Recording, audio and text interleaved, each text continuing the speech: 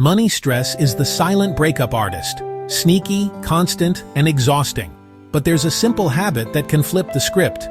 The money date. A short, calm check-in that turns bills into teamwork instead of a blow-up. Section 1. Setting the mood. I keep it cozy and low stakes.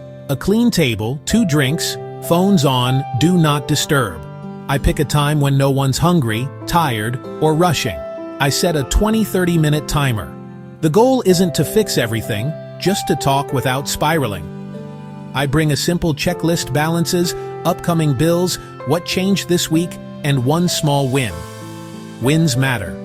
We paid off the card, we cooked 3 nights, little momentum keeps the room warm. Section 2. The no blame rule. I start with this line: we're on the same team, against the problem, not each other. No eye rolls, no gotchas. If something went off budget, I ask, what happened? Not, why did you do that? I own my part first.